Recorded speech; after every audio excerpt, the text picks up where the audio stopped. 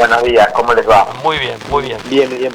Bueno, Pablo, se termina este domingo esta suerte de fase 1, aislamiento, confinamiento, digamos, algunos lo llaman bastante estricto. ¿Vos tenemos algún resultado que podamos mensurar ya? ¿Habrá dado resultado este confinamiento? ¿Qué es lo que están viendo ustedes en los hospitales? Bueno, en principio hay que decir que mantenemos cifras muy preocupantes de consultas y de internaciones. Con las terapias llenas, en la mayoría de los establecimientos, con con pocas camas disponibles, teniendo en cuenta que hemos establecido camas de terapia intensiva o camas con respiradores, mejor dicho, en las guardias, en las unidades coronarias y en otros lugares de los hospitales que habitualmente no son terapias intensivas. Claro. Hemos ampliado la infraestructura con la incorporación de camas y respiradores, pero con el mismo recurso humano que arrancamos en enero, digamos. Esto nos pone en una situación de mucha tensión en el sistema de salud y un agotamiento al personal sanitario que es muy, muy importante y que es lo que más nos preocupa, porque esto empieza a tener un impacto negativo en la calidad de atención de los pacientes. Esto es inevitable. Por ahora no se ve un quiebre de la curva epidemiológica. Nosotros lo que necesitamos es que la curva comience a descender. No nos alcanza con mantener una meseta, y mucho menos una meseta tan elevada como la que estamos viendo a nivel nacional y provincial. Así que habrá que esperar algunos días más como para ver si hay un impacto trascendente o significativo en las medidas que se han tomado, y ver si de estos 9 días fueron suficientes o no. Y la verdad hay que esperar 2 o 3 días más para poder hacer una evaluación correcta, y luego seguir vacunando, escalar el ritmo de vacunación. Yo creo que con las vacunas que han llegado esta semana, a partir de este fin de semana se va a poder escalar la velocidad de vacunación, que es lo más importante, ¿no? Para llegar al invierno con un buen número de vacunados. Pablo, ustedes eran partidarios, por lo menos he escuchado a muchos profesionales de la salud que están ahí en la trinchera, partidarios de que este confinamiento fuera un poquito más largo. Incluso había funcionarios de la provincia, asesores del propio gobernador, que hablaban de entre 15 y 21 días. ¿Ustedes también estaban contestes con esa idea? Sí, porque los modelos epidemiológicos en todo el mundo, lo que hemos aprendido a esta altura de la pandemia, es que cuando la curva de ascenso se impone de esta forma, la única alternativa que queda es hacer cierres lo más duros posible. Lo más duro posible significa en cada país y en cada distrito ponderar o valorar las actividades económicas sobre todo, pero bueno, los cierres más duros posibles son en periodos no menores a 14 días. Pero esto de 14 y 21 días, que es lo recomendado, tiene que ver con el ciclo del virus. Ustedes saben que cuando aislamos un contacto estrecho, por ejemplo, por protocolo, el aislamiento son 14 días y esto tiene que ver con el periodo de incubación de esta enfermedad. Luego de los 14 días que uno se quede en su domicilio, prácticamente no hay riesgo de que esté transmitiendo en forma asintomática el virus, pero tiene que ver con el comportamiento, el ciclo del virus, no por otra cosa.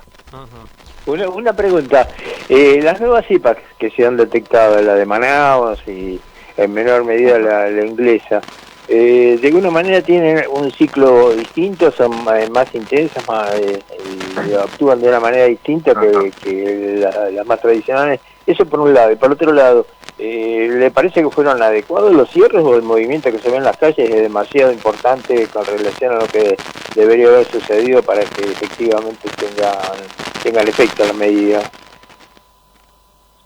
Bueno, con respecto a la primera pregunta, lo que aprendimos hasta ahora, la evidencia que tenemos con respecto a las nuevas variantes es que son mucho más contagiosas. O sea, y eso explica gran parte de la velocidad que tuvo esta segunda ola, que se impuso de una manera bien distinta a la del año pasado, además de que el año pasado hubo una cuarentena estricta, ¿no?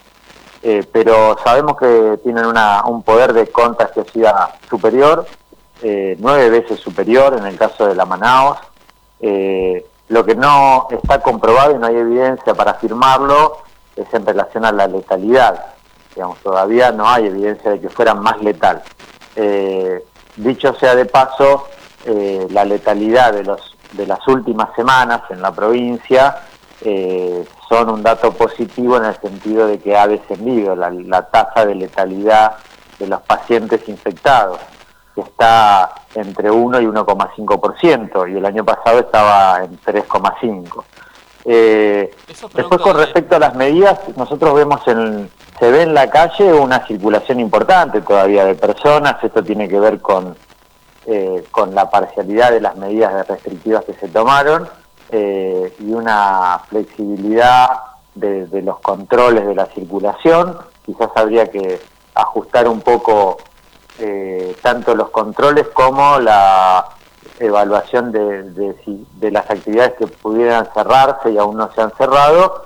Lógico que siempre este tipo de medidas tiene que ir acompañado de auxilio económico a las actividades afectadas, ¿no es cierto? Porque si no, a los distintos sectores de la población se les presenta una disyuntiva que es entre no comer o contagiarse, digamos, y no es una disyuntiva, no es una decisión que pueda tomar alegremente ningún ciudadano. Así que bueno, es bien compleja la situación. Esperemos que no haya que hacer una fase 1 estricta, pero eso va a depender de los datos de los próximos días. Pablo, esa baja en la letalidad de la que hablás, hoy también funcionarios de la provincia la mencionaron, ¿eso se debe al avance del plan de vacunación? Y la otra consulta que te quería hacer, ¿cómo analizás el plan de vacunación? ¿Viene más lento de lo que uno podría suponer? ¿Debería acelerar más? ¿Qué análisis haces? Bueno, sí, el descenso de la letalidad está directamente relacionado a la vacunación.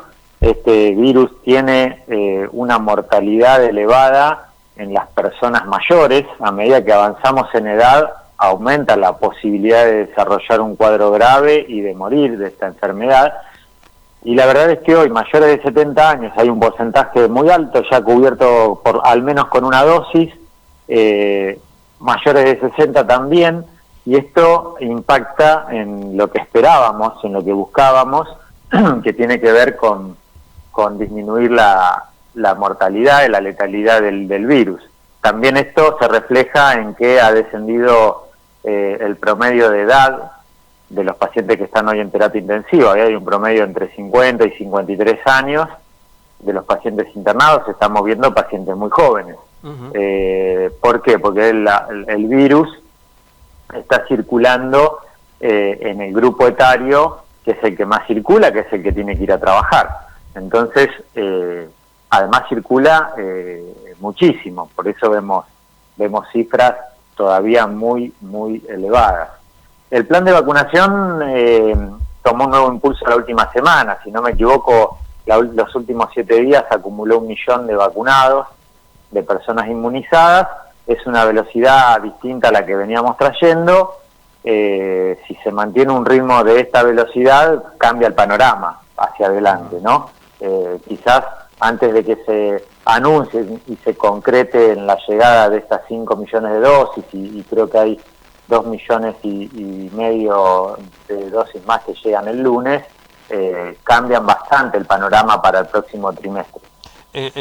¿Cambia aún el panorama, aunque ya nos estemos asomando a la época bien fría del año, digamos, donde uno ventila menos y la posibilidad de contagio es mayor? ¿Lo va a cambiar de cualquier manera pese a la llegada del invierno?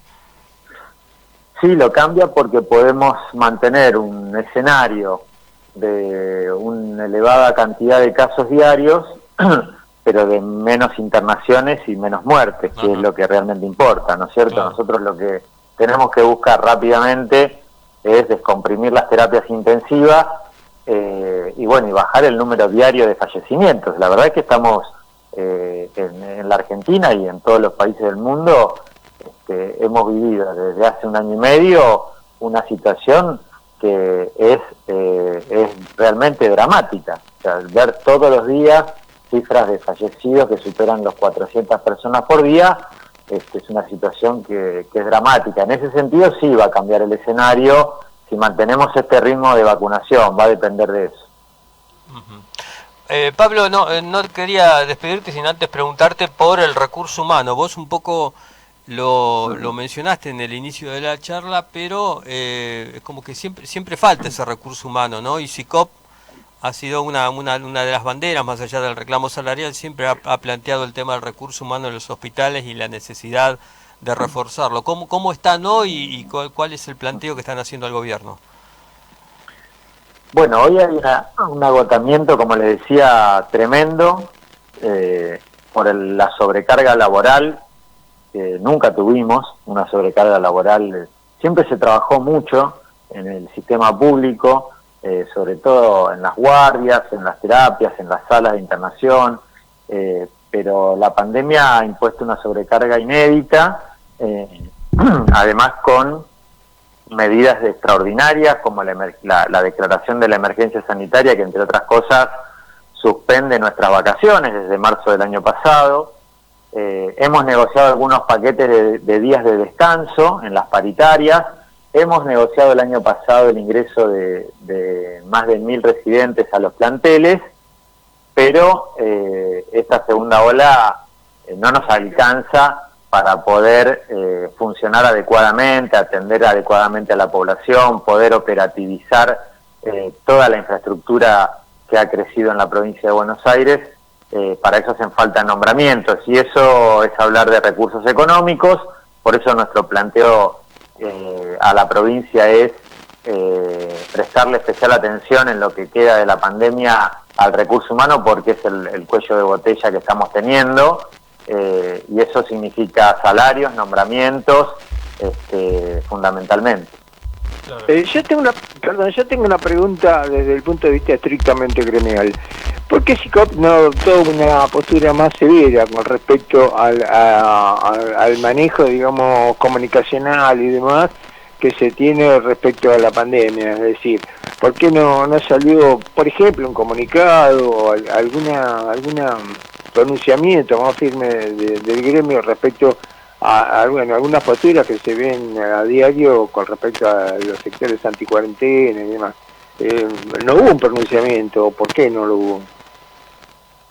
Sí, hemos expresado, tanto en nuestras declaraciones como en conferencias de prensa. Incluso, hicimos 2 conferencias de prensa muy importantes, una en el Hospital San Martín de la Plata, otra en el Chiorito, y la semana pasada en el Hospital Allende de Mar del Plata, señalando, entre otras cosas, nuestra preocupación a la resistencia que hay a tomar medidas sanitarias, ¿no? La especulación política.